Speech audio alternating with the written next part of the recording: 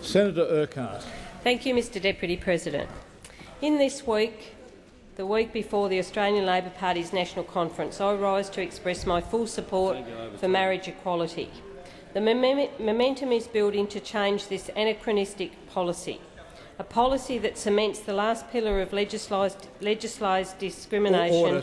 Senator Urquhart, I'd just like to say, senators not participating in the adjournment debate or wishing to listen, please exit the chamber quietly. Senator Urquhart. Thank you, Mr Deputy President. A policy that cements the last pillar of legalised discrimination that I believe fuels homophobia. I stand together with a clear majority of Australians in calling for the Australian Labor Party National Conference and the members of this place to take the necessary steps to amend the Marriage Act.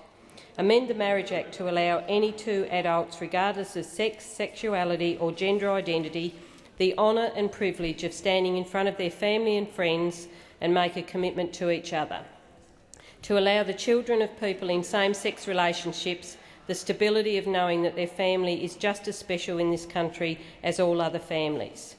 To allow the community to celebrate the love and commitment of two Australians that no doubt are good citizens, pay their taxes and abide by the laws of the land. Tonight I will share a few stories told to me by Tasmanians about why marriage equality is so important to them. I optimistically hope that their struggles may assist those sitting on the fence in this debate to realise that marriage equality will strengthen the institution of marriage and strengthen our communities. I begin with the story of a child that does not tell his friends about his mum's relationship. Although this 9-year-old boy should be worried about what games he will play with his mates and how to pass his tests at school, he is burdened with a fear that he will be bullied if his mates find out about his mum. His mum, who is in a loving relationship and does everything for him.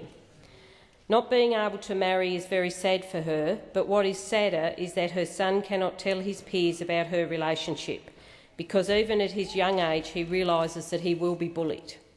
He does so many amazing things and exciting things with them, like camping, bird watching, hiking and boating, like any other family.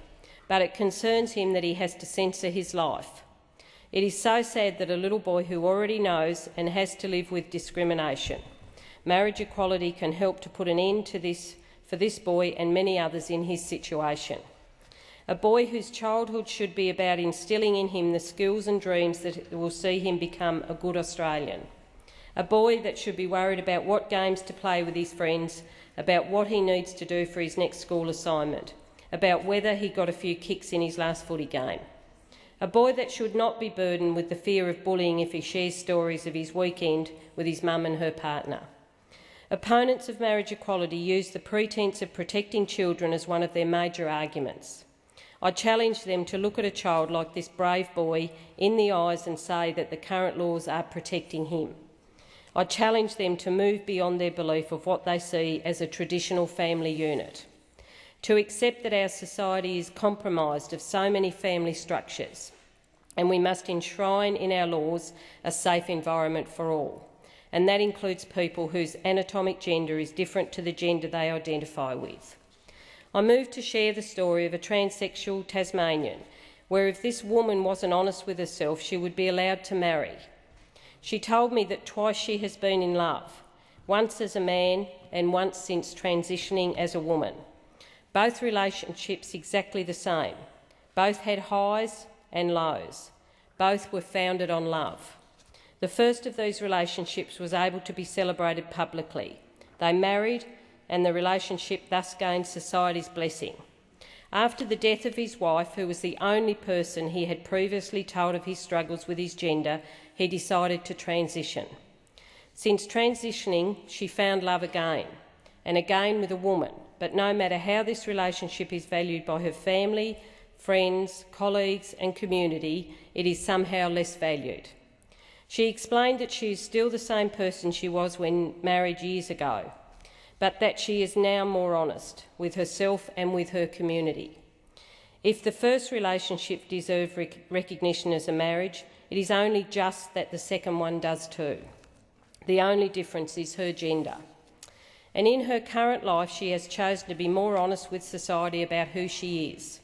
And remarkably, if she had not undergone transitioning therapy and legally changed her sex, she would be legally allowed to marry. This great country rewards people for their honesty. We must remove this barrier that prevents decent people from being fully honest with themselves and their community. As Australians, we pride ourselves on our ability on the sporting field. I recently learnt of the discrimination a Tasmanian couple faced at their local golf club, a club that is always looking for new members when they decided to join as partners. One was a successful golfer, having represented Tasmania on a number of occasions. Her new partner was also keen to join, as she knew quite a number of the members and thought it would be fun. The behaviour from some of the club members who had previously known her partner when she was a married straight woman was extremely hurtful to them both. Although they acted no differently to any other couple at the club, her partner was never welcomed as a new member. The club has a membership discount for married couples, and of course these women could not qualify for that discount. They told me that it was not about the money that hurt, it was the attitude that they were lesser members of the club, even though one had been a champion many times, and the other was known and liked by many members outside of this setting. As you might expect, the burden of continual exclusion and snide remarks resulted in the women resigning from the club, and provides another example of how continuing to deny marriage equality instills discrimination within our society. But attitudes change with time. At the Tasmanian Labor State Conference, there was a contribution in support of marriage equality from a man who formerly looked upon homosexuality as wrong.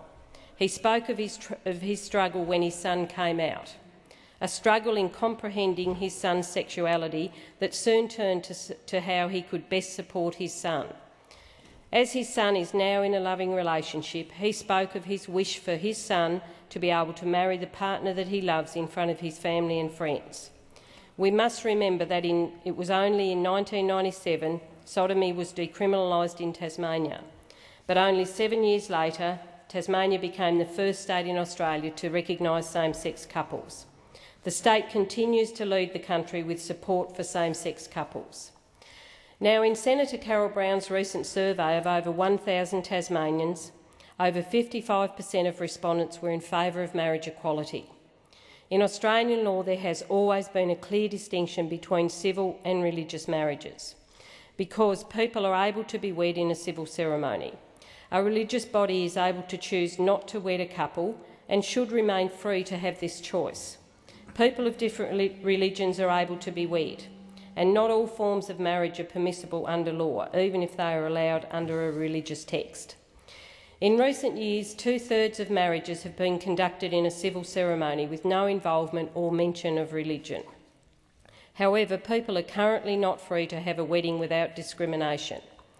A marriage celebrant must, regardless of the wishes of the bride and groom, include in the monitum the Marriage Act's current definition of marriage. Without these words, a marriage cannot be solemnised. A marriage celebrant recently highlighted to me the growing dissatisfaction from brides and grooms that these words must be used on their special day. That a phrase that a majority of our society feel is discriminatory and should be repealed must be recited for a marriage to be solemnised is so unfortunate. It is not enough that same-sex attracted people are prohibited from marriage in this country. I acknowledge that this debate is difficult and that the community is divided, that for many overcoming long prejudice is tough. But that is why we need strong leadership from the Labor Party at our national conference next week. We need the government to stand united on this issue, recognising that one of Labor Party's great strengths is in its unity in fighting to promote equality, fairness and dignity for all. This is the time to remove the last piece of legislated discrimination that fuels that discrimination in this country. I want to take this opportunity to thank Jenny, Jen, Peter, Martine and Maxine for sharing their stories with me. I hope that this place will do our little bit to make their lives a bit better. Let's finish the great work done in 2008 when this Parliament removed discrimination against same-sex de facto couples in over 85 pieces of Commonwealth legislation. Let's change the Marriage Act to support equality for all and to give Jen, Jenny, Peter, Martine and Maxine that equality that they so long for and so richly deserve. Thank you, Mr President.